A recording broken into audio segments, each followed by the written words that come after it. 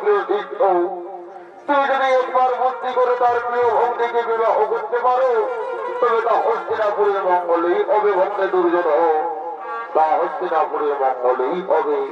হ্যাঁ হে আমার স্ত্রী, আমি এক্ষুনি গুরুদেবকে বলছি, আমার স্ত্রী, আমি এক্ষুনি গুরুদেবকে বলছি। গুরুদেব, গুরুদেব, আমি আপনার বোন সুভদ্রাকে বিবাহ করতে চাই। আপনার মতামত আমায় জানান গুরুদেব। শোনো, শোনো যুবরাজ দুর্যোধন, আমার তো মতামত সম্মত রয়েছে, কিন্তু সুভদ্রার একটি মতামত রয়েছে। আমি তার মতামত জেনে আমি তা তখনই তোমাদের প্রস্তাব দেব।